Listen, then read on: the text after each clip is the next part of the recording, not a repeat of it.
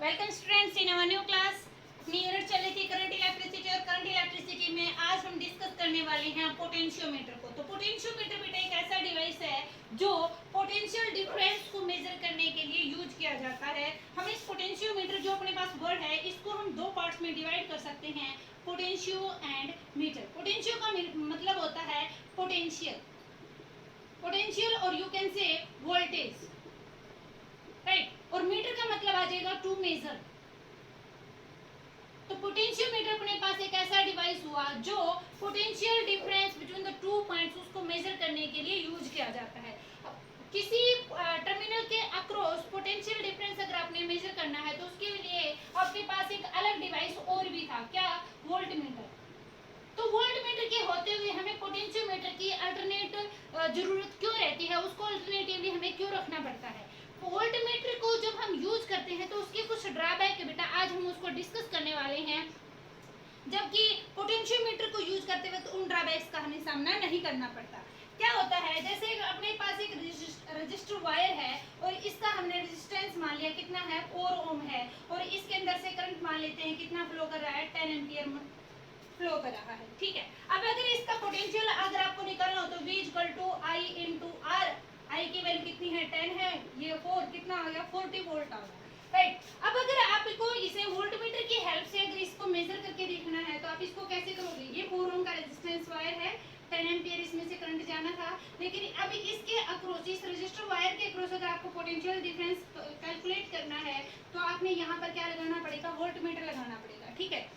अब ये वोल्टमीटर क्या करेगा, इसमें से जो 10 एम्पीयर करंट आना था तो ये 10 एम्पीयर के करंट को यहाँ पर क्या मिलते हैं, दो रास्ते मिलते हैं।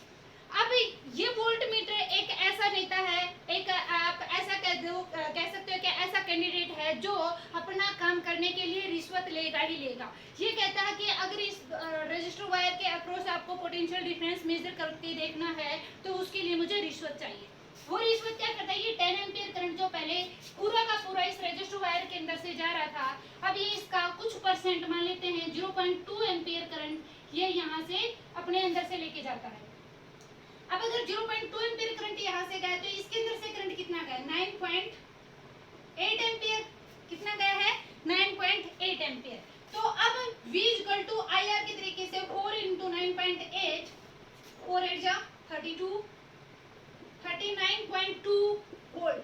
इतने रीडिंग ये वोल्टमीटर अब आपको कैलकुलेट करके दिखाएगा, शो करके दिखाएगा इसके पोटेंशियल डिफरेंस को। हालांकि एक्चुअल में ये है, जबकि इसने कुछ एक इसको क्या लिया है, जो पूरा करंट पहले इसके अंदर से जाता है उसका कुछ करंट है रिश्वत के तौर पर ये अपने पास अपने अंदर से अपनी वर्किंग के लिए यूज कर लेता है, जिसकी वजह से हमें एक्यूरेट रिजल्ट नहीं मिलता है। तो वोल्टमीटर अपने को एक्यूरेट रिजल्ट नहीं देता है potential difference between the two points across two terminals of A register wire, उसके अक्रॉस ये एक्यूरेट रिजल्ट नहीं देता, इसलिए हमें जरूरत किसकी पड़ी, पोटेंशियोमीटर की पड़ी, राइट। तो आज हम पोटेंशियोमीटर पे फुल अपना डिस्कशन रखेंगे, तो स्टार्ट करते हैं।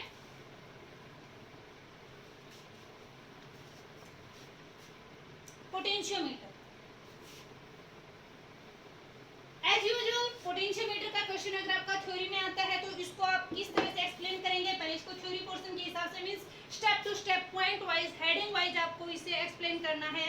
तो सबसे पहले हम इसमें क्या लेके चलेंगे, इंट्रोडक्शन लेके चलेंगे। इंट्रोडक्शन में आप बताओगे it is a device which is used to calculate the potential difference across the two terminal of a wire. एक वायर के अक्रॉस या किसी सेल का ईएमएफ अगर आपको कैलकुलेट करना है या इंटरनल रेजिस्टेंस अगर किसी सेल का आपने फाइंड आउट करना है तो उन सभी पर्पजेस के लिए आप एक डिवाइस जिसको यूज करते हो वो क्या हो जाएगा, पोटेंशियोमीटर हो जाएगा, ठीक है। इंट्रोडक्शन के बाद अपना आता है प्रिंसिपल। प्रिंसिपल, पोटेंशियोमीटर किस प्रिंसिपल पर काम करता है, तो पोटेंशियोमीटर बेटा वर्क करता है पोटेंशियल ग्रेडियंट पर। पोटेंशियल ग्रेडियंट के प्रिंसिपल पर ये वर्क करता है, पोटेंशियल ग्रेडियंट। मैंने आपको एक बात बता रखी है कि जिस भी वर्ड के आगे ग्रेडियंट लग जाता है इट मींस उस वर्ड को क्या कर दो, लेंथ से डिवाइड कर देना, ठीक है। पोटेंशियल, पोटेंशियल को किससे रिप्रेजेंट करते हैं, V से। पोटेंशियल ग्रेडियंट वर्ड बोला गया है तो इसको क्या कर देंगे, हम लेंथ से डिवाइड कर देंगे, और अब ये क्या हो जाएगा, potential gradient, potential by length, इसको हम एज्यूम करके चलेंगे K से, मींस पोटेंशियल ग्रेडियंट को आप किससे रिप्रेजेंट करेंगे, यहाँ पर के से रिप्रेजेंट करेंगे। और इसका जो फॉर्मूला है उसको देख के आप इजीली बता भी सकते हैं कि पोटेंशियल ग्रेडियंट की यूनिट क्या रहेगी, वोल्ट पर मीटर, राइट। ओके, प्रिंसिपल के बाद हम बात करते हैं इसकी कंस्ट्रक्शन की। कंस्ट्रक्शन, तो कंस्ट्रक्शन पर चलते हैं हम।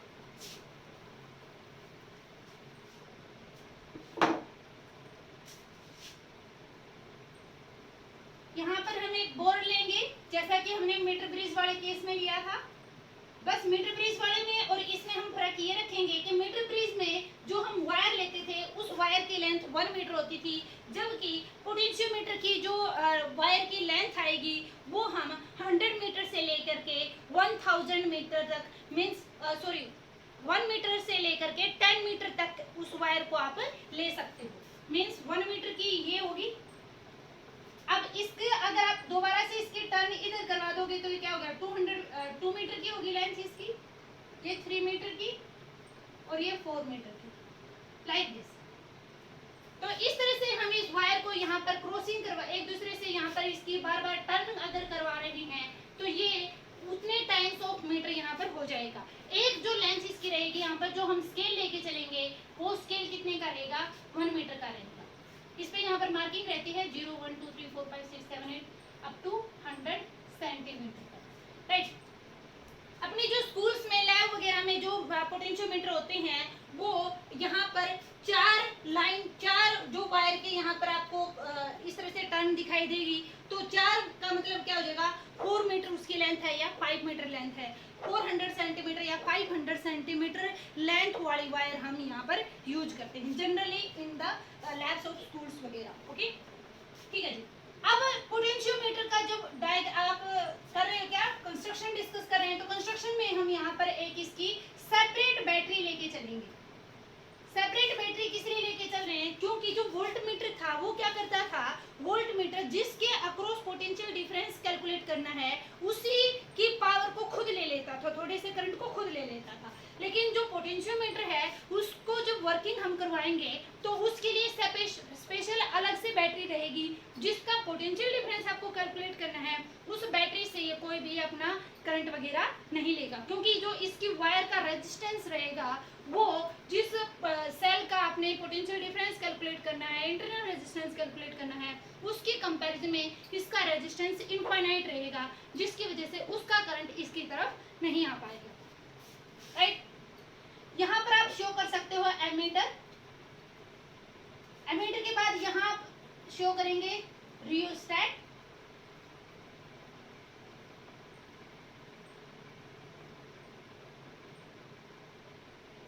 ये की आप यहाँ पर यूज कर सकते हैं और इस तरह से हम इसका कनेक्शन दिखा देंगे, ठीक है। अब कंस्ट्रक्शन के बाद इसकी आएगी क्या, वर्किंग। वर्किंग में हम अब स्टडी क्या कर रहे हैं, पोटेंशियोमीटर का जो हम यूज कर रहे हैं उसके अकॉर्डिंग इसकी वर्किंग चेंज होती रहेगी। इसका डायग्राम भी जो है, ये प्राइमरी स्ट्रक्चर है, सेकेंडरी स्ट्रक्चर का डायग्राम हम यहाँ पर नीचे देखेंगे। तो सेकेंडरी स्ट्रक्चर का जो डायग्राम रहेगा वो according to the need of the potentiometer, के पोटेंशियोमीटर को आप किस पर्पज के लिए यूज कर रहे हैं उसके अकॉर्डिंग यहाँ पर थोड़े थोड़े चेंजेस रहते रहेंगे, ठीक है। ये अपना प्राइमरी स्ट्रक्चर है। ओके, तो वर्किंग हम इसको जो पोटेंशियोमीटर का यूज कर रहे हैं वो यूज हम कहाँ क्या लेके चल रहे हैं, to measure the potential difference। Potential difference calculate करने के लिए हम इसका पोटेंशियोमीटर का भी यूज करके चल रहे हैं, ठीक है। तो हमने क्या किया, यहाँ पर हमने एक सेल लगा दी, ये इस तरह से, ये क्या लगाई हमने, एक सेल लगाई है और यहाँ पर हमने क्या लगा दिया, गैल्वेनोमीटर लगा दिया। और सेम केस उसी तरह से ये जो की है जिसको आप लेफ्ट साइड से लेकर के और फिर राइट की तरफ इसकी मूवमेंट करवाते रहेंगे, बिल्कुल स्लोली हम इसकी मूवमेंट को करवाएंगे और जिस पॉइंट पर ये नल डिफ्लेक्शन दे देगा उस पॉइंट की वैल्यू को हम कैलकुलेट कर लेंगे, ठीक है। तो वर्किंग में अभी तक हम इसका कंस्ट्रक्शन कर रहे थे, कंस्ट्रक्शन अपनी कंप्लीट हो चुकी है। वर्किंग में जब हम चलेंगे तो हम कहेंगे कि जब आप इस की को क्या करते हो, क्लोज करते हो, यहाँ से भी की को क्लोज कर दिया आपने, वहां से भी की को क्लोज कर दिया। तो जब हमने की को क्लोज कर दिया है तो क्या होगा, ये जो जोकी है इसको आप लेफ्ट मोस्ट पोर्शन से, मींस ए टर्मिनल हम यहाँ पर दे देते हैं नाम, इसको बी दे दिया। ए से जब आप इस जोकी को इस वायर के ऊपर बिल्कुल ऐसे टच करवा के धीरे धीरे ऐसे मूवमेंट करवाते रहोगे तो गैल्वेनोमीटर की जो नीडल है उसके अकॉर्डिंग डिफ्लेक्शन देती रहेगी। ठीक है, जिस टाइम पर इस वायर का पोटेंशियल ड्रॉप और इस सेल के अक्रॉस जो ईएमएफ E1 मान लेते हैं, इसका ईएमएफ E मान लिया हमने, इस E1 सेल का ईएमएफ पोटेंशियल ड्रॉप और इस वायर का पोटेंशियल ड्रॉप सेम हो जाएगा। उस टाइम पर गैल्वेनोमीटर अपनी क्या डिफ्लेक्शन देगा, नल डिफ्लेक्शन शो करेगा। कैसे डिफ्लेक्शन शो करेगा, नल डिफ्लेक्शन शो करेगा। राइट, अब आपको एक बात और ध्यान रखनी है, जब आप पोटेंशियोमीटर का यूज कर रहे हैं तो उसमें आप इंपॉर्टेंट पॉइंट एक लिखेंगे क्या, कि जो पोटेंशियल ड्रॉप, पोटेंशियल डिफरेंस या potential drop across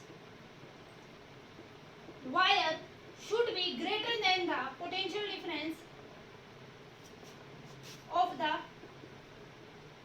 cell to be measured। भाई देखो सीधी सी बात है, इस वायर की हेल्प से, इस पोटेंशियोमीटर की हेल्प से आपने इसका पोटेंशियल क्या करना, मेजर करके देखना है। तो अगर इसका पोटेंशियल डिफरेंस आपने मेजर करना है तो इसका चेक करना है, अगर आपके पास सफिशिएंट अमाउंट होगी तभी तो आप इसका चेक कर पाओगे। मींस इसका पोटेंशियल रह गया कम, इसका पोटेंशियल क्या है, ज्यादा है, तो इक्विवेलेंट पॉइंट इसका आ ही नहीं पाएगा। तो जो चीज आपको मेजर करनी है उसका पोटेंशियल डिफरेंस कम होना चाहिए, किसकी कंपैरिजन में, potential difference across the wire की कंपैरिजन में। एक छोटा सा इजीली सा एग्जांपल देती हूँ मैं आपको क्या, कि आप दुकान पे गए हैं, ठीक है, आप शॉप पे गए हैं और वहाँ पे जाके आपने क्या कह दिया कि हमें राइस लेनी है जी, क्या लेना है आपको, राइस लेना है। और दुकानदार जब उसको मेजर करके दिखाता है आपको, तो आप राइस लेने के लिए गए थे, राइस लेने के लिए जब आप जा रहे हैं तो आपने उसको कहा कि मुझे 5 kg राइस दे दो। क्या कहा आपने, 5 kg राइस दे दो। अब उसके पास अगर इतने बाट ही नहीं है, वो अगर उसके पास बाट कितने का है, 4 kg तक का ही है, और आपने लेने कितने हैं, 5 kg हैं। तो जो चीज आपको मेजर करनी है उससे ज्यादा अमाउंट उसके पास होनी चाहिए जिसको ये चीजें मेजर करके दिखानी है। राइट, तो उसी तरह से इस वायर का पोटेंशियल डिफरेंस आपको ज्यादा रखना है, किसके कंपैरिजन में, potential difference of the cell that we have to measure. Right, okay,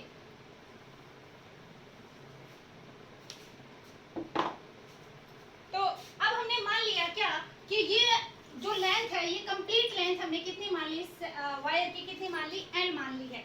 और ये जो गैल्वेनोमीटर है ये यहाँ से लेफ्ट पोर्शन से इसको हम जोकी की हेल्प से ऐसे जोकी को मूवमेंट करवाते गए और एक पॉइंट ऐसा आता है जिस पॉइंट पर इसने क्या दे दी, नल डिफ्लेक्शन दे दी। और वो पॉइंट हमने कंसीडर कर लिया कि ये किस लेंथ पर वो नल डिफ्लेक्शन दे रहा है, हमने कंसीडर कर लिया L लेंथ पर वो नल डिफ्लेक्शन दे रहा है। ओके, तो अगर लेंथ L है, अगर लेंथ कितनी है, L है, तो पोटेंशियल ड्रॉप कितना था, पोटेंशियल ड्रॉप उस टाइम पर कितना था, V था। पोटेंशियल ड्रॉप V का मतलब क्या हुआ, I करंट अगर इसके अंदर फ्लो हो रहा है और वायर का जो रेजिस्टेंस है, resistance of wire, resistance of wire हम कितना कंसीडर करके चल रहे हैं, R कंसीडर करके चल रहे हैं। रेजिस्टेंस इस वायर का R है, I करंट अगर इसके अंदर से फ्लो कर रहा है तो ये किसके बराबर रह जाएगा, I इंटू R के बराबर आ जाएगा। ओके, और अगर ईएमएफ ऑफ सेल की भाषा में अगर आप इसको लिखना चाहो तो इस E की वैल्यू, I की वैल्यू क्या आ जाएगी, E बाय में R प्लस R इंटू में ये R, E बाय में R प्लस R। इस ईएमएफ ऑफ सेल E और R जो आपने लिया है, ये जो रियोस्टेट आपने कंसीडर किया था, इसका जो रेजिस्टेंस है वो कैपिटल R हम लिखेंगे और स्मॉल r इस सेल जो वायर है अपने पास, इसका रेजिस्टेंस है I इंटू R। अगर कंप्लीट लेंथ है L तब की बात है, मींस ये बोर्ड जो है आपने लिया था उसके ऊपर 400 सेंटीमीटर के या 500 सेंटीमीटर की जितनी भी आपने लेंथ ली है, उस कंप्लीट लेंथ का जो पोटेंशियल ड्रॉप है वो कितना है, V है, वो किसके इक्वल होगा, जितना उसके अंदर से करंट गया और जितना उसका रेजिस्टेंस है, I इंटू R। सिंपल सी बात है। I को आप EMF की भाषा में कैसे लिख सकते हैं, इस प्रकार लिख सकते हैं, तो आपने फॉर्मूले को रिप्लेस कर दिया। ओके, अगर हम यूनिट लेंथ के लिए बात करें तो यूनिट लेंथ के लिए क्या हो जाएगा, कम के लिए हमेशा क्या करते हैं, डिवाइड करते हैं, तो V बाय L हो जाएगा, means E by R plus R into में R बाय L। ओके, अब जो अपने पास डिफ्लेक्शन आई है, डिफ्लेक्शन वो कितनी पाई है, एल लेंथ पर आई है, तो एल अगर लेंथ है तो उस टाइम पर पोटेंशियल ड्रॉप कितना आ जाएगा, E by R plus R by L into में एल। ये आपके पास क्या आ गया, स्टैंडर्ड रिजल्ट आया है पोटेंशियल ड्रॉप का, किसका, इस सेल का। इस सेल का पोटेंशियल ड्रॉप इतना आया है, हमें कैसे पता चला, क्योंकि बेटा जब एल लेंथ आप इस तरह से चलते चलते आए थे, उस एल लेंथ के आते ही यहाँ पर गैल्वेनोमीटर ने डिफ्लेक्शन दे दी नल।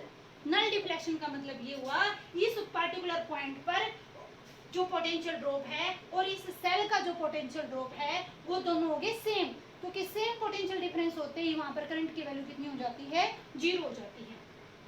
तो जितना पोटेंशियल ड्रॉप अब इस वायर का है, एल लेंथ ऑफ वायर का जितना पोटेंशियल ड्रॉप है उतना ही पोटेंशियल ड्रॉप आप इस सेल का कंसीडर करेंगे।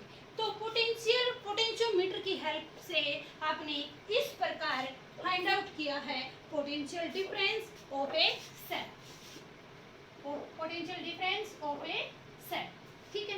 ओके, अब इसमें आपको सारा डाटा गिवन है। ईएमएफ ऑफ ए सेल जो आपने पोटेंशियोमीटर के लिए यूज की थी, इसका डाटा आपको नोन रहेगा। आर रियोस्टेट से आपने कितना रेजिस्टेंस यूज किया है ये आपको नोन रहेगा। ये जो आप वायर यूज कर रहे हो 400 सेंटीमीटर वाली, 500 सेंटीमीटर वाली, 10 मीटर लेंथ की जो भी आप यूज कर रहे हो उसका रेजिस्टेंस आपको नोन रहेगा। लेंथ कितनी है ये आपको पता होगी, रेजिस्टेंस आपको पता है। ये एल वो लेंथ है जो जिस पॉइंट पर आपको जो गैल्वेनोमीटर ने डिफ्लेक्शन दी है, zero deflection means null deflection दी है। तो इस सारा डाटा आपको पता है, इसकी वैल्यू पुट करेंगे और इस सेल का ईएमएफ हम इस प्रकार कैलकुलेट कर लेंगे। इसका जो पोटेंशियल ड्रॉप है वो हम इस प्रकार से कैलकुलेट कर लेंगे, ठीक है। नेक्स्ट लेके चलते हैं।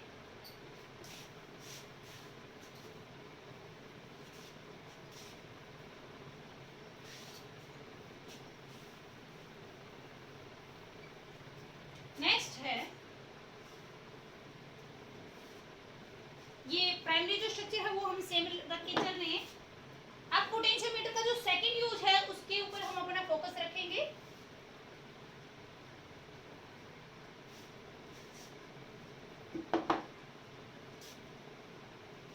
कंपैरिजन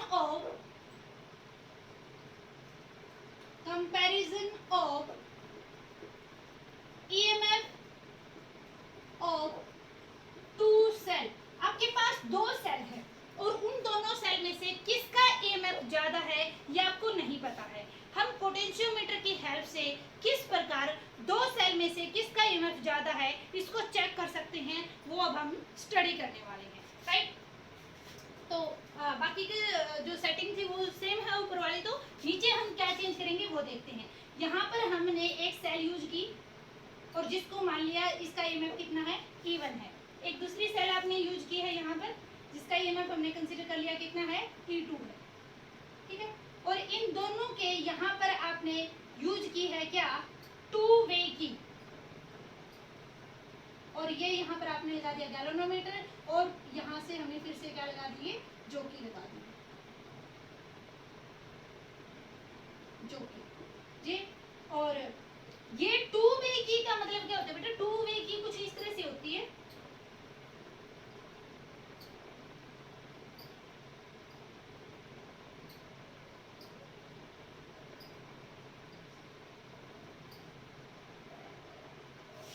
अब इन दोनों के कनेक्शन आपने यहाँ से दे रखे हैं, इनमें से अगर आप एक की को ओपन कर देते हो तो इस सेल का कनेक्शन जो है वो डिस्कनेक्ट हो जाएगा। ये की अगर इसके अंदर ही इंसर्टेड है तो ये जो सेल है वो तो अपना रोल में रहेगी, इसका कनेक्शन क्या हो जाएगा, डिस्कनेक्ट हो जाएगा। अगर आप ये की 2 ये की 1, अब सेकंड टाइम आपने क्या किया की 2 को निकाल दिया है तो E1 जो सेल है वो तो रोल में रहेगी, E2 सेल क्या रहेगी, डिस्कनेक्टेड रहेगी। तो टू वे की हम यहाँ पर यूज करते हैं। इसकी जो वर्किंग रहेगी वो बिल्कुल सेम रहेगी। अगर आपने पोटेंशियोमीटर की हेल्प से पोटेंशियल डिफरेंस मेजर करना सीख लिया तो बाकी के बिल्कुल सेम से ही है, ठीक है।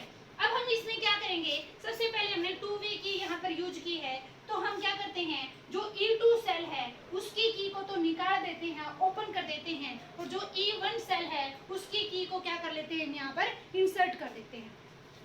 अब E1 सेल अपनी रोल में है और गैल्वेनोमीटर के साथ आपने इसको कनेक्ट किया है और जॉकी को आप लेफ्ट साइड से इस तरह से मूव करवाते करवाते लेके जाएंगे और जिस पॉइंट पर ये नल डिफ्लेक्शन आ जाएगी उस रीडिंग को आप नोट कर लेंगे। हमने सपोज किया कि जो E1 सेल थी, E1 सेल की जो नल डिफ्लेक्शन आई है वो L1 लेंथ पर आई है, राइट। तो इसका EMF क्या आ जाएगा? EMF ऑफ सेल E1 का कितना आ जाएगा EMF? हमने लास्ट टाइम जो स्टडी किया था वो क्या था? पोटेंशियल ग्रेडियंट इनटू में L1, जो अभी अभी रिजल्ट किया था। तो पोटेंशियल ग्रेडियंट को हम मल्टीप्लाई कर देते हैं किससे? जिस लेंथ पर अपने डिफ्लेक्शन आई है वो क्या आ जाएगा? EMF आ जाएगा, ठीक है। अब सेकंड टाइम आपने क्या किया? अब आप ये जो फर्स्ट सेल थी उसकी की को तो ओपन कर देंगे और जो सेकंड की है उसको कनेक्ट कर देंगे। मींस अब की बार अपनी E1 जो सेल है वो डिस्कनेक्ट हो चुकी है और जो E2 सेल है वो क्लोज की है और उसमें से अब करंट गैल्वेनोमीटर से होता हुआ जाएगा। अब फिर से हम लेफ्ट मोस्ट पोर्शन से स्टार्ट करेंगे और चेक करेंगे कि किस पॉइंट पर आगे इसने नल डिफ्लेक्शन शो की है। तो इस प्रकार EMF ऑफ सेल E2 का आपने कंसीडर किया तो वो हमने मान लिया कि अब की बार जो डिफ्लेक्शन इसने दी है वो कितने पे दी? L2 पर दी, राइट। अब K की जो वैल्यू है वो क्या रहेगी? सेम रहेगी। K की वैल्यू सेम क्यों रह रही है? क्योंकि आपने जो K की वैल्यू निकाली थी वो क्या थी? E by R plus R into में R डिवाइडेड बाय L। ये अपने पास इसकी वैल्यू आई थी पोटेंशियल ग्रेडियंट की। अब पोटेंशियल ग्रेडियंट दोनों के केस में जब आपने E1 लिया है उस टाइम पर भी यही डाटा है, E2 लिया है तब भी ये डाटा है। इस ऊपर वाली डाटा को आप कोई भी चेंज नहीं कर रहे हैं तो K की वैल्यू क्या रहेगी? सेम रहेगी दोनों केसेस में, राइट।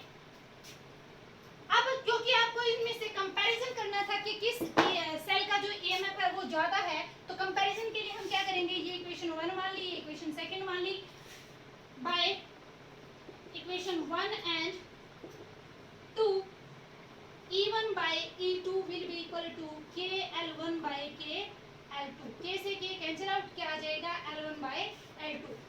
L1 लेंथ आपने मेजर की थी कि E1 सेल को यूज में करते हुए कब डिफ्लेक्शन आई है वो लेंथ आपने कैलकुलेट की थी। E2 सेल को यूज में करते हुए कब नल डिफ्लेक्शन आई है वो वैल्यू आपने नोट की थी। अब अगर ये वैल्यू क्या आ जाती है? ग्रेटर देन 1 आ जाती है। L1 लेंथ को अगर L2 लेंथ से अगर आप डिवाइड कर रहे हो और वो वैल्यू क्या आ जाती है? अगर ग्रेटर देन 1 आ जाती है तो EMF of cell 1 is greater than EMF of cell 2 और अगर लेस देन 1 आती है तो EMF of cell 2 will be greater than the EMF of cell 1। तो इस प्रकार पोटेंशियोमीटर की हेल्प से हम कंपैरिजन कर सकते हैं EMF of cell EMF of the two cell, दो सेल के EMF को आप कंपेयर कर सकते हैं, राइट। नेक्स्ट लेके चलते हैं।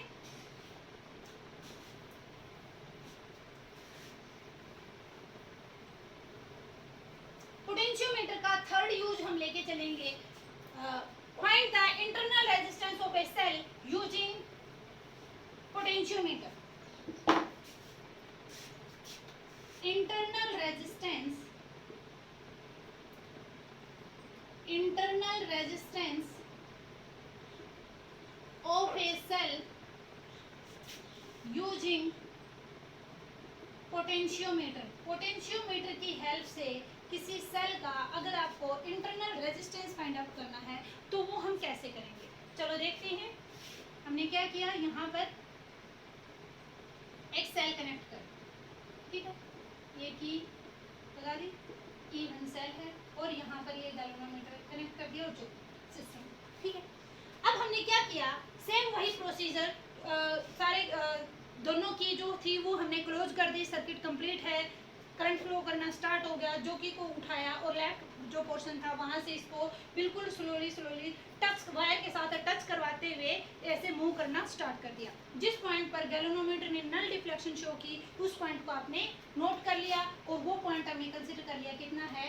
L1 है। तो E1 की जो वैल्यू आएगी वो कितनी आ जाएगी? K L1 आ जाएगी। कितनी आ जाएगी? K L1 आ जाएगी, राइट। अब हमने क्या किया? इस E1 सेल के पैरेलल में आपने एक एक्सटर्नल रेजिस्टेंस R को कनेक्ट कर दिया। एक्सटर्नल रेजिस्टेंस R को आपने कनेक्ट किया है तो उस टाइम पर अब इस R को जब हमने कनेक्ट किया है तब फिर से आपने गैल्वेनोमीटर को की जो जॉकी है उस जॉकी को लेफ्ट मोस्ट पोर्शन से ऐसे मूव करवाते हुए देखा और जिस पॉइंट पर नल डिफ्लेक्शन आई है उस पॉइंट को आपने नोट कर लिया। तो अब इस एक्सटर्नल रेजिस्टेंस R के अक्रॉस जो पोटेंशियल ड्रॉप आएगा V, उसकी वैल्यू क्या आ जाएगी, KL2 आ जाएगी, राइट। इसको हमने मान लिया इक्वेशन नंबर 1, इसको मान लिया इक्वेशन 2, तो E बाई V क्या आ जाएगा, KL1 बाई KL2, K से K cancel out, E by V की वैल्यू आपके पास क्या आई है, L1 बाई L2 आई है, E बाई V की वैल्यू आ गई L1 बाई L2। अब आप याद करो आपके पास एक रिजल्ट था, क्या, I is equal to E by R plus R, इस रिजल्ट को जानते हैं भली बात, ठीक है। R प्लस R इस साइड जाके क्या हो जाएगा, मल्टीप्लाई में, तो क्या आया, दिखाई दे रहा है ये, तो इन कैमरे में ना हो तो हम ऐसा करते हैं, इसको इस साइड कैलकुलेशन करते हैं इसकी, यहाँ देखते हैं I इज इक्वल टू अपने पास क्या था, E by R plus R जो है इस साइड जाके मल्टीप्लाई में हो जाएगा, तो R plus R is equal to E, इसको मल्टीप्लाई करते हैं अंदर तो क्या आ जाएगा, ये I into R plus I R is equal to E, ठीक है। अब ये क्या बन गया, V इज इक्वल टू, इस I को हम क्या लिख सकते हैं, V अपॉन R लिख सकते हैं, इस I को क्या लिख दिया हमने, V upon R, V is equal to I R, तो I इज इक्वल टू क्या आ जाएगा, V अपॉन R, इनटू में R is equal to V, ये V इस साइड जाके क्या हो जाएगा माइनस का, तो V upon R into R is equal to E minus V। अब ये जो V है R by R is equal to, इस V को उधर लेके गए डिवाइड में, तो क्या आ जाएगा E बाय V माइनस 1।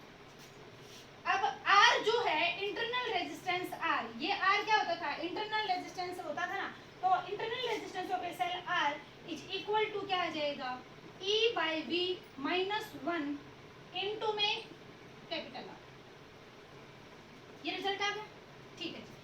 अब E बाय V की तो वैल्यू आपने कैलकुलेट कर ली, E बाय V की वैल्यू क्या आई है, L1 बाय L2, तो इंटरनल रेजिस्टेंस R की वैल्यू क्या आ जाएगी, L1 by L2 minus 1 into में R। ये R क्या है, ये R वो है जो एक्सटर्नल रेजिस्टेंस R आपने अप्लाई किया था, इसकी वैल्यू आपके पास पता होगी। R की वैल्यू होते ही L1 L2 वो पॉइंट है जहां पर नल डिफ्लेक्शन आई है, L1 उस टाइम पर था जब एक्सटर्नल R रेजिस्टेंस आपने अप्लाई नहीं किया है, एमा को बेसल चेक किया था। R जब अप्लाई कर दिया था तो पोटेंशियल ड्रॉप अक्रॉस R जो आया था वो V की वैल्यू थी, L2 पे जो डिफ्लेक्शन नल डिफ्लेक्शन आई थी L2 पे, L1 और L2 की वैल्यू आपके पास है, R की वैल्यू आपको पता है, इंटरनल रेजिस्टेंस की वैल्यू आप यहाँ से कैलकुलेट कर लेंगे, ओके। तो पोटेंशियोमीटर का ये यूज है, डिफरेंट यूज हैं, जैसे आपने सबसे पहले किया था पोटेंशियल डिफरेंस को मेजर करने के लिए, दूसरा आपने देखा क्या, two comparison of the EMF of two cell, third आपने देखा internal resistance of a cell find out करना। तो हरियाणा बोर्ड की तरफ से अगर हम देखें तो मोस्ट इंपोर्टेंट टॉपिक है, इनमें से तीन में से एक आपका डेफिनेटली रहता है मीटर ब्रिज, और तीन इसके ये यूज, चारों में से एक ना एक आपको चॉइस में 5 मार्क्स का क्वेश्चन डेफिनेटली मिलता है, तो इनको बहुत अच्छे से करेंगे। कभी कभार 2 या 3 मार्क्स का क्वेश्चन आ जाता है, क्या, give difference between potentiometer and voltmeter, ये तो था हरियाणा बोर्ड की तरफ से जिसमें डायरेक्ट क्वेश्चन थ्योरी पर ही आता है। अब इस पे बेस्ड सीबीएसई कैसे क्वेश्चन बना सकती है वो हम नेक्स्ट लेक्चर में देखेंगे, क्योंकि सीबीएसई में कभी भी 5 मार्क्स का क्वेश्चन डायरेक्ट थ्योरी में बहुत ही रेयर चांसेस में दिखता है, उसमें उसका या तो कंस्ट्रक्शन पूछ ली है या प्रिंसिपल या डायग्राम पूछ लिया, और साथ में 2 या 3 नंबर मार्क्स का जो न्यूमेरिकल है वो पैरेलली वो देती है, ठीक है। तो आज हमने इसकी थ्योरी की है, नेक्स्ट लेक्चर में हम इस पे बेस्ड न्यूमेरिकल डिस्कस करेंगे, ओके। अभी हम एक बार डिस्कशन करते हैं difference between potentiometer and voltmeter, difference between potentiometer and voltmeter. सबसे पहला डिफरेंस, अभी आपने पूरा देखा है, पूरे वोल्टमीटर पोटेंशियोमीटर को आपने अच्छे से स्टडी किया है, तो आप इसके डिफरेंस इजीली बता सकते हैं। चाहे आप वीडियो को एक बार बीच में पॉज करके कॉपी पे अपने पोटेंशियोमीटर और वोल्टमीटर के जो डिफरेंस आपको समझ में आए हैं वो एक बार नोट डाउन करके देखें, बाद में मैच करें। तो सबसे पहला डिफरेंस आप क्या लिखोगे, इट गिव्स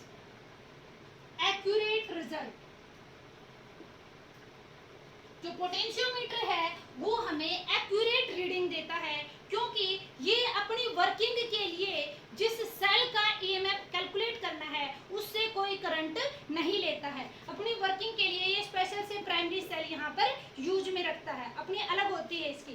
सेकेंडरी सेल जिसका ईएमएफ आपको कैलकुलेट करना है उसका करंट पोटेंशियोमीटर की वायर के अंदर जा ही नहीं सकता, क्योंकि उसके कंपैरिजन में इसका रेजिस्टेंस बहुत ज़्यादा हाई है और हाई रेजिस्टेंस में जाना ये पसंद नहीं करेगा। Okay, it does not give accurate result. It does not give accurate result. It does not draw current from the source of cell. Source of cell का मतलब क्या means of which potential difference we have to calculate. जिसका potential difference आपको calculate करना है उसका ये क्या नहीं यूज करेगा, उसमें से कोई भी करंट की सप्लाई ये नहीं लेता है। इट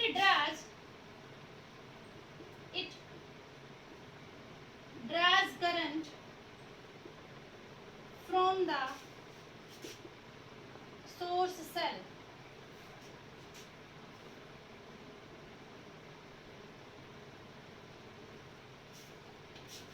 हर पॉइंट में आप लिखेंगे its sensitivity is high. Its sensitivity is low. अब आप देखोगे अभी तक ये जितने डिफरेंस आपने स्टडी किया तो इसमें आपने देखा कि ये रिजल्ट भी एक्यूरेट नहीं देता, ये सोर्स जो सेल है उसमें से भी कुछ करंट की सप्लाई ले लेता है, इसकी सेंसिटिविटी भी लो है। फिर भी आप देखोगे कि अधिकतर हम वोल्टमीटर को ही यूज करते हैं, पोटेंशियोमीटर को तो यूज नहीं करते जनरली। तो इसके पीछे रीजन क्या है? तो इसके पीछे रीजन आप ये बताओगे क्योंकि जो वोल्टमीटर है उसका साइज कन्वीनियंट है, छोटा साइज है, उसको आप इजीली एक प्लेस से दूसरे प्लेस पर लेके जा सकते हैं, इजी टू ऑपरेट है, उसको वोल्टमीटर को आप ऑपरेट भी इजीली कर सकते हैं। हाँ, इसकी वजह से जो एरर आता है उसको आप इग्नोरेबल की कंडीशन में डाल सकते हैं कि छोटा मोटा एरर उसको आप इग्नोर करके चल सकते हैं। बट जब रिसर्च वगैरह की बात आती है, जब लेबोरेटरी के अंदर हाई लेवल की जो रिसर्च चल रही होती है वहाँ पर 0.0001 का भी जो एरर है उसको टॉलरेट नहीं किया जाता, तो वहाँ पर हम यूज किसका करते हैं? पोटेंशियोमीटर का करते हैं। अदरवाइज जो हम लैब वगैरह में एक्सपेरिमेंट करते हैं किसी वायर के क्रॉस पोटेंशियल डिफरेंस अगर आपको कैलकुलेट करना है तो उसमें हम जनरली वोल्टमीटर को लेके चल लेते हैं। ओके, नेक्स्ट है it's sensitivity is high, it's sensitivity is low,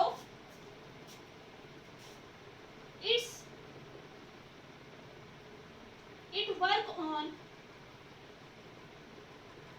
null deflection method.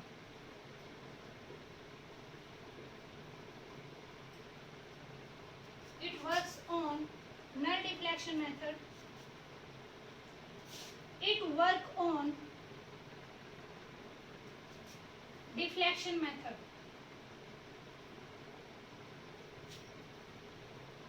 इसमें डिफ्लेक्शन जब आएगी तभी जो वोल्टमीटर है कुछ रीडिंग दे रहा है, इसका जो रोल है वो प्ले होगा। और इसमें हम मानेंगे अपनी जो रीडिंग है वो हम कब लेंगे? जब गैल्वेनोमीटर क्या दे रहा है? नल डिफ्लेक्शन दे रहा है, जीरो डिफ्लेक्शन दे रहा है। ओके, नेक्स्ट आप लेके चल सकते हैं it can be used for various purposes. इसको आप वेरियस पर्पजेस के लिए यूज कर सकते हो। कैसे? EMF of a cell use कर कैलकुलेट करना है तो कर लो, कंपैरिजन करनी है दो सेल की ईएमएफ की तो भी वहां पर यूज कर सकते हैं, इंटरनल रेजिस्टेंस अगर फाइंड आउट करना है किसी सेल का तो उसके लिए भी आप इसको यूज कर सकते हो। जबकि जो वोल्टमीटर है इसको it's uses it cannot be used for various purposes। इसको हम various purposes के लिए यूज नहीं कर सकते, इसको केवल पोटेंशियल डिफरेंस कैलकुलेट करने के लिए ही यूज किया जाता है। Okay students, so that's all for today. In next lecture we will discuss some numericals based on potentiometer, the questions which will be asked in the CBSE exam pattern. Okay, thank you very much.